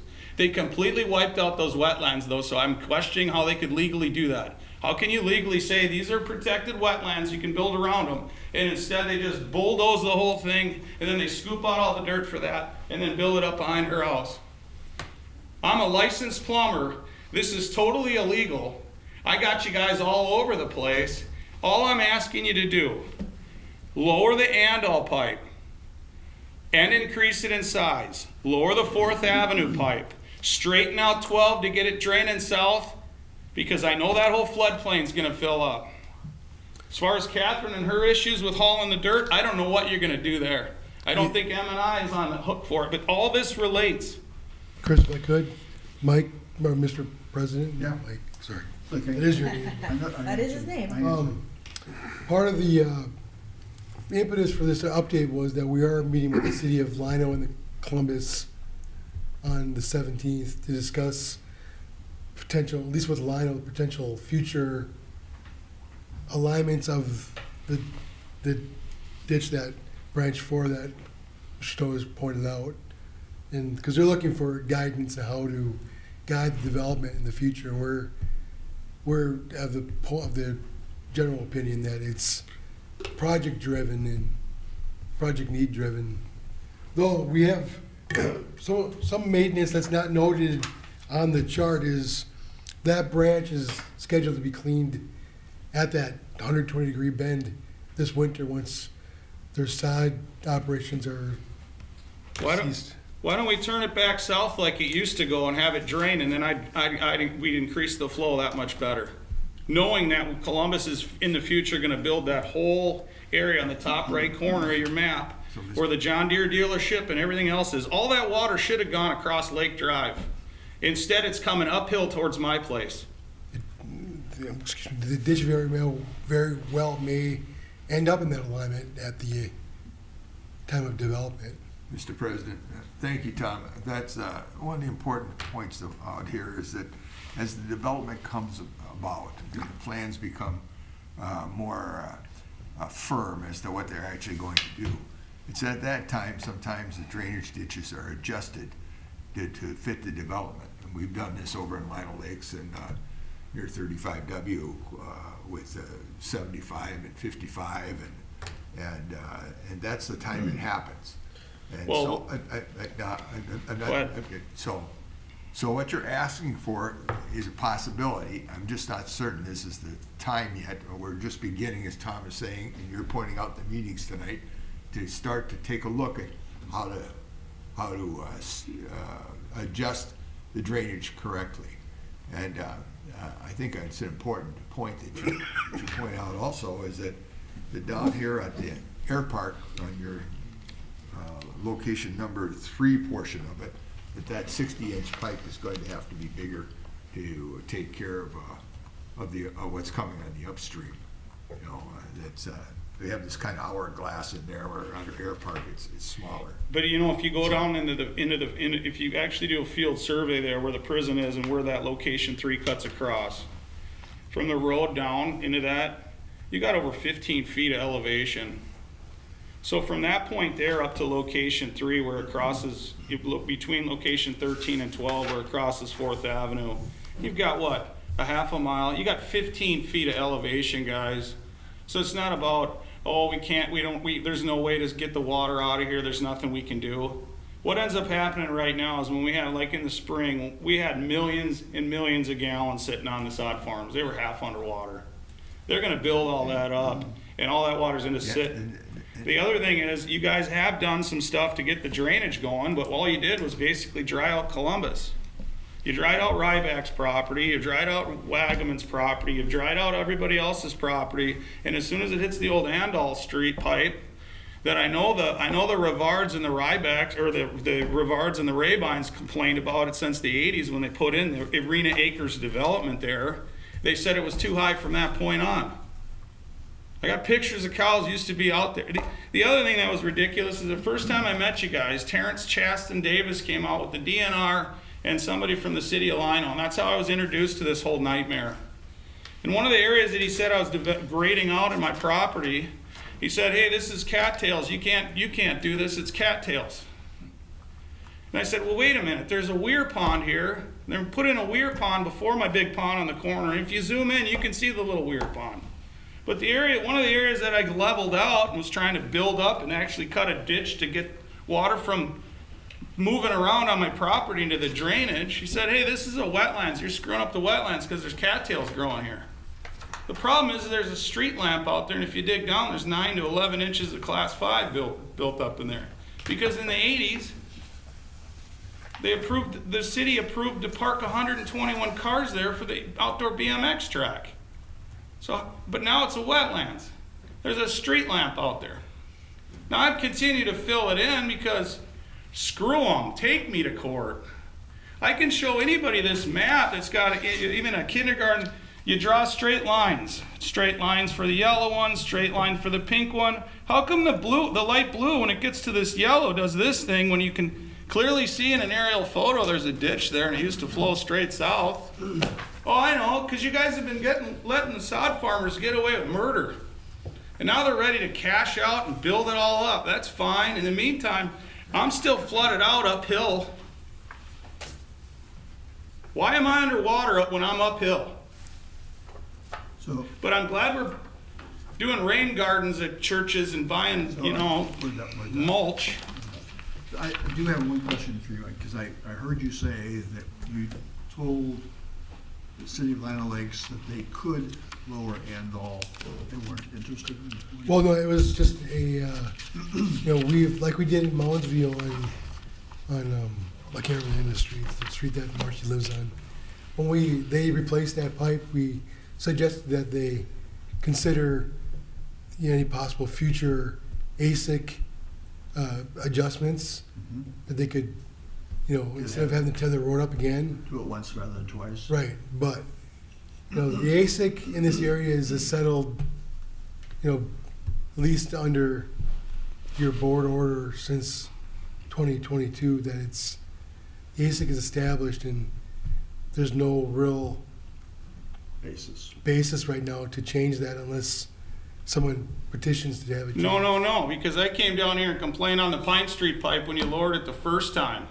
And you said your engineers all looked at it and the ASIC's good. And then you came back, you weren't getting enough flow, then you lowered it a second time, lowered an additional 7 or 6 culverts that went to that one. You ripped up the road twice, so your ASIC's completely out of line. Then you went over to West Pine Street, you dropped that pipe, you dropped it about almost 3 feet.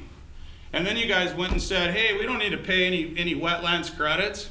I can't tell you how many millions of gallons of water drained through that. Tom, you probably got a better idea, but you can't tell me that didn't affect some wetlands.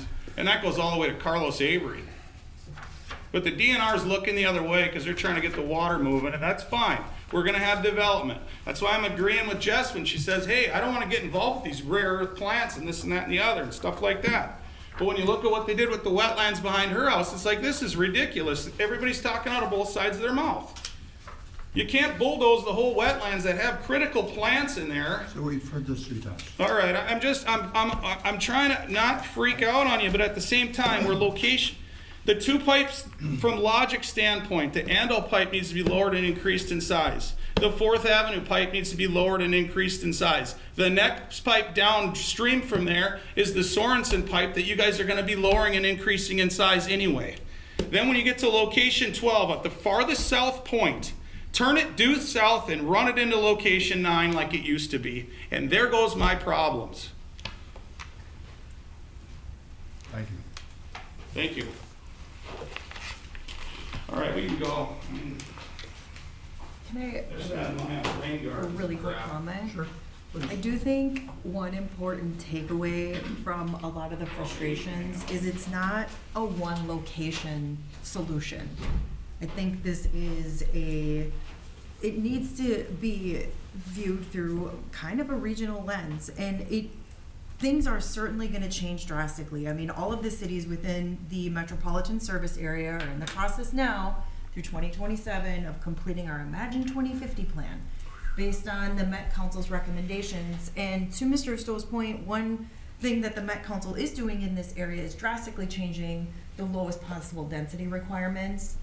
Met Council's a big fan of density. Communities like this aren't. And I do think that one thing that needs to be very prevalent, specifically in this area, since it is so wetland dense, this part and the northeast part of Blaine, is that the water table is going to be a big issue. I know I've seen preliminary drawings, and I think, Patrick, I even mentioned to you about Lino Lake's visioning plan for that larger parcel that they had.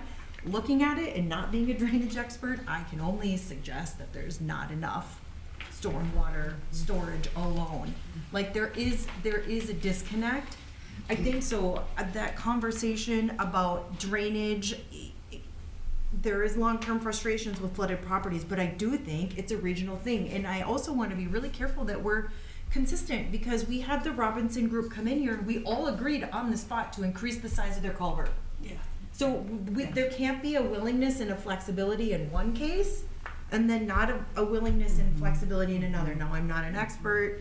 I understand, that there are, in this one, there probably are standards based on ASIC and engineering and all those things, but there is a lot of frustration here, and I do think that a regional conversation needs to be had on the whole stinking system, because this in 5 years is not gonna look like this. And what's here now isn't gonna sustain the drainage for what's coming 5, 10, 15, 20 years. I mean, 100-year, runoff or storm, whatever prediction fanciness we use, may apply right now, based on the landscape, but that landscape is not going to exist in the way that it is right now. So I just want to caution that as we are doing things and trying to find solutions, that we're not just finding solutions for today. You need to find solutions for 20, 40, 50 years, or this is going to be an ongoing conversation for 10, 15, 20 years. Because like I said, all the cities within that metropolitan service area right now have to take the guidelines of the Met Council's Imagine 2050 plan and plug them in, regardless. If we like it, if we don't like it, we have to do it. And so I just want to be very cognizant and caution that we, again, view this regionally and not just whatever. And I'm not trying to pick an argument. That's just a comment. I don't even probably need. Well, the Sorensen pipe too is downstream of me, and the pipes upstream of me have been lower. Come on. Chris, go ahead. Mr. President, Manager Robertson, you have a great point there. It is something that Lino Lakes has actually been very welcoming and collaborative with us and bringing us into dialogue regarding the development of their AUAR and the other planning efforts that they've been doing. And so we've been regularly providing them feedback on how the drainage system and how Rice Creek rules are going to factor into all this. And you're correct that storage and lots of storage is going to be a very critical part of this, because inevitably, development that's going to occur, and there's going to be working within floodplain, and so there's going to be need to mitigate a lot of that fill that occurs through there, plus the effects of the impervious surface area. So definitely correct on that. One of my greatest frustrations has been the fact that we're hamstrung by law to maintain 1900 ditches. Right. That's a lie. Designed for- If they're lowering the Sit Sorensen down. one, they're lowering the Pine one, they're not I doing it. don't need to hear you call me a liar. You just did. I agree that in some contexts that is true, and in the same, so are local government units, hamstrung by Met Council comprehensive plans and Met Council Imagine 2040, 2050 plans. So it is, again, why I encourage a lot of people sitting at that table to find solutions, because it's not just one thing. And that's the point I was trying to make, so. You're right. You're right. I'm sorry, could you say that again? You're I'm right. just kidding. I'm just giving you a hard time. Okay. It's been a long morning. Mr. President, if I can continue, several of these maintenance projects are elements of the Alternative 4, the maintenance Alternative 4 that you had looked to pursue, such as West Pine Street was an element of that. The Rybeck driveway, 137th, is an element of that, which has not been completed yet, but is planned to be completed here in the next coming week. Mr. President, this list of items that have been accomplished are really, I'll just call it the portion of that's west of 4th Street and Jordale.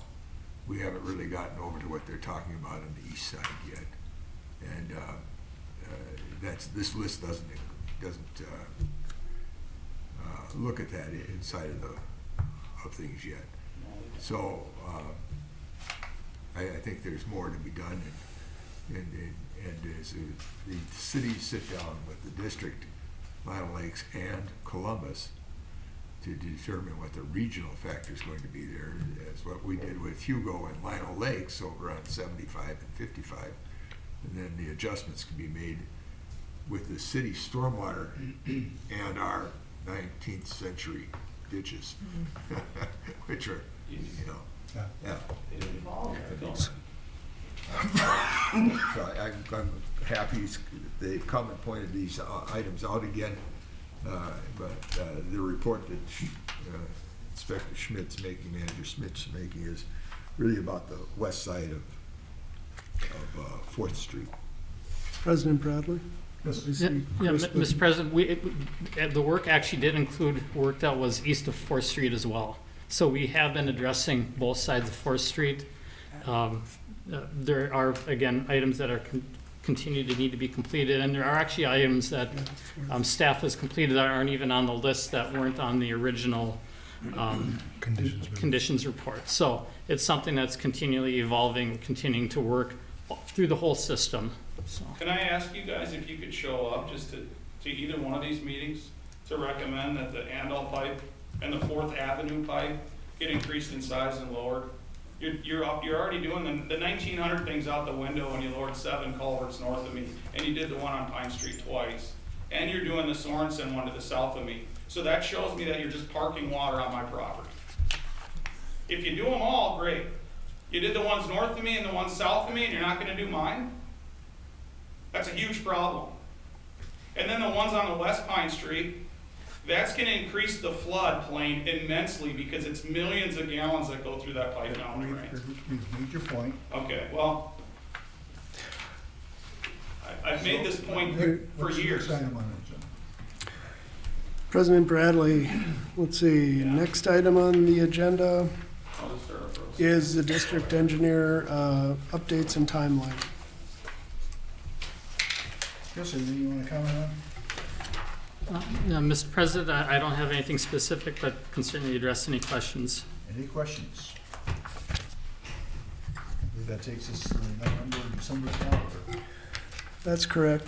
Board of Managers, no second meeting in November, no second meeting in December. Nick, Yes? and tell us about today's 3 o'clock. bonding Yeah. meeting.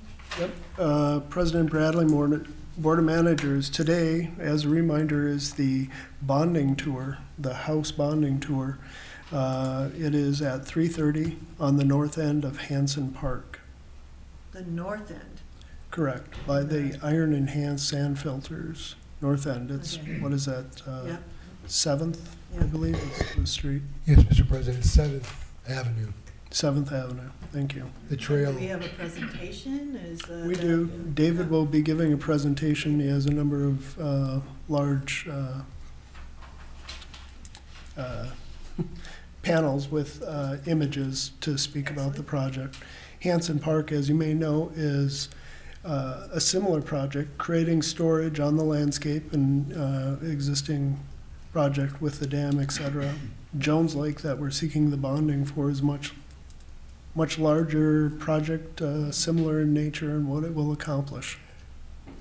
So has Rice Creek requested bonding previously? Yeah. And for what project? This one. This one, This is that one? what you said? Yeah, we, a few years ago, were down and got ourselves in line when Lock and Small was still in charge of the checkbook at the DNR, and it was Bill Forey, and so we should be, he said at that time, you know, you needed to put your name on the list, as it could work your way up, so that's probably been 5 years, Nick, at least, huh? Yeah, 6? since the And that was it also shortly before we had the other, bus tour that we went on with the legislators at the time.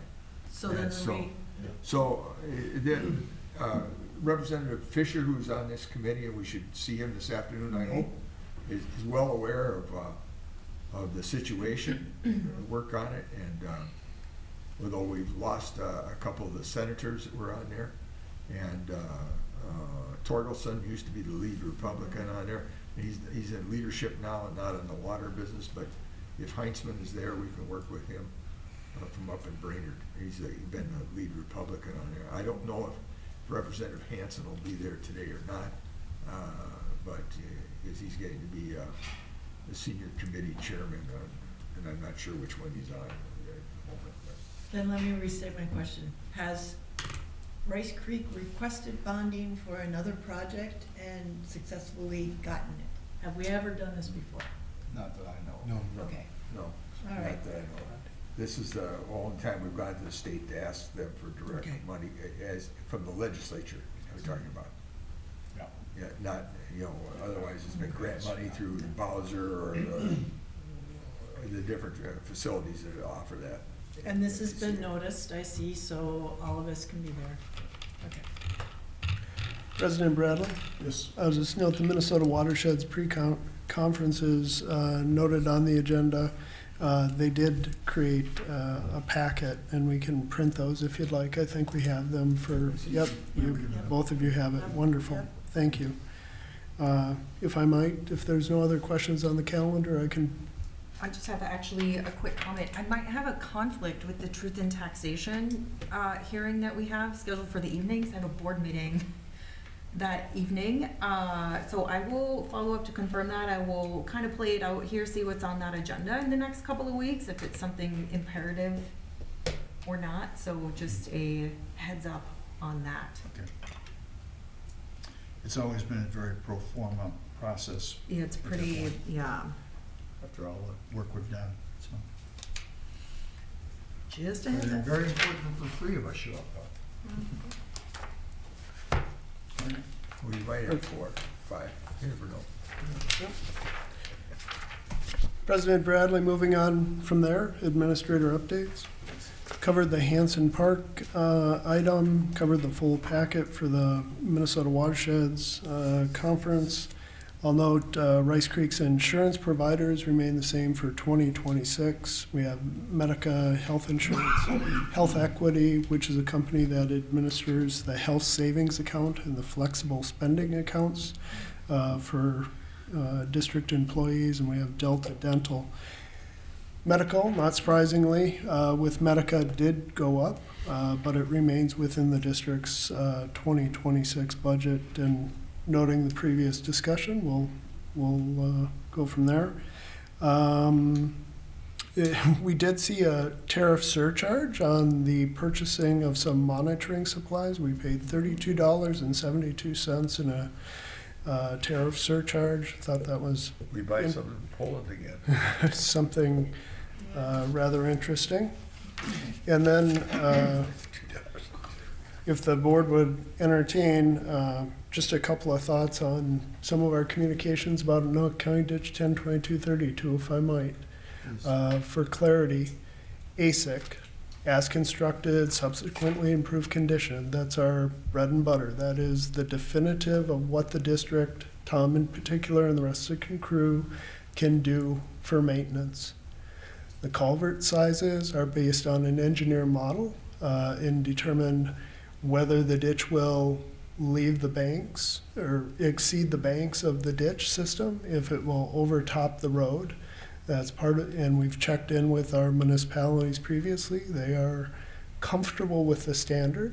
That's, if the board would like an alternative standard, we can certainly look at that. The district itself cannot modify the ASIC. That would have to come from a percentage of the landowners on the system, and they would have to pay for the study to change it. So when a citizen says, why is it run north? It should really have run south. We have an established direction, I'll say, of the work that we need to do to maintain it to that profile. The Pine Street culvert, I took the comment from the individual in the discussion to include why did that culvert change twice. The first time was prior to an ASIC. We knew that there was a culvert there previously. We had shards of metal and no real outlet there. Tom, rightfully so, went through the process to install a culvert there as best possible, consistent with what was there previously. When the ASIC was defined, we moved that culvert to that. And then the rest becomes alternative 4, where the district's work runs into regulation of the DNR and its public waters. Otherwise, Tom's good presentation was about the district's response in adherence to the maintenance obligations, the citizens' concern. It's functioning. The presence of water in the ditch,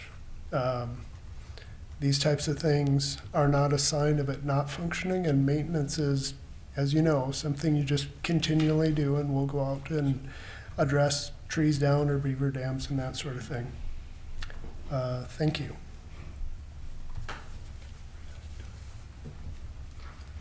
I will be attending the bonding tour this afternoon, and I'm scheduled to go to the Minnesota Watersheds meeting as a member. Well, I'm pretty sure you probably saw that they actually have moved up the region meetings and things to Tuesday night, is it? Oh, I didn't look that far ahead. Take a look at the agenda, because it's changed stuff. Tuesday night for the regional meeting. Tuesday? What is it? Really? That's Anyway. They did it last year too, so I remember last year, we went before, the night before. Yeah, it was Wednesday night. Was it Wednesday? Tuesday's usually the day that everybody shows up, and the only people that are there earlier are the executive board and the administrators. They have their meeting then in the morning. Of course, they've only got the agenda for Their board meeting, correct. Yeah, I don't have the other part here. So, but I mean, that's, I will look When to see about you that. get there and you get your packet and whatever, take a look to make sure that, 'cause I know that they had, and I thought it was Tuesday night, they had the meeting where they discussed what they're gonna do on, introduced us to the people who were gonna lobby us and what their program was. And I think they moved up, and maybe it's Wednesday night, afternoon. It's usually I think it's right after the drainage conference. It's probably at 4:30. yeah, it's like Wednesday. So the drainage conference plus, so it's a reason I'm only going to the drainage conference, but also be there for the regional stuff. Well, yeah, but you usually go to the drainage conference anyways to Yep. watch the entertainment. President Bradley? The DNR's entertainment. I'm sorry, I probably missed part of the discussion there, but you're asking about the regional conference? Yeah. Wednesday, December 3rd, 4:30 to 6, Region 3. Yeah. So my point is, there's a reason to get there early enough on Wednesday to participate not only in the conference, but in the drainage. Early enough on Tuesday. So you can have a nice sleep to go to the conference. Okay, You go so out it's rested. You say, oh, sorry, it's Wednesday? Wednesday, 4:30 to 6. Never mind. Now, We're safe. Yeah. President Bradley, I'll just share, that's what I'm finding online. No, you're right, Whether, right. whether they modified it, I don't I'm know. just- Yeah. We should, yeah. We'll go up Two there. reasons to be there on Wednesday. The only reason not to go up Tuesday is that we're gonna miss the executive board meeting, and that's quite exciting. One reason to go up Tuesday is so I'm not trying to get up at 4 o'clock in the morning. Correct. That's, Okay. and go drive through the blue. Anything else? John? No, I, Marcy? I'll be at the bonding meeting today, for today. Tomorrow is a Ramsey County League of Cities call meeting, and as I think I mentioned before, this coming year, they want to focus on water, and David has been very involved in all of that also, and they too are supporting the bonding request, and I'll be at the Watershed. Fabulous. Thank you, Robertson. Mr. Chair, I'm just happy to be here, so nothing to report at this time. Okay. move to adjourn meeting. Previously said I was at CAC. I haven't yet decided if I can make the 3:30. I'll check. But I know we will represent it there, so that's great. I appreciate it. Move to adjourn. Second. All in favor? Aye. I almost voted no, just for fun. Okay. Trying to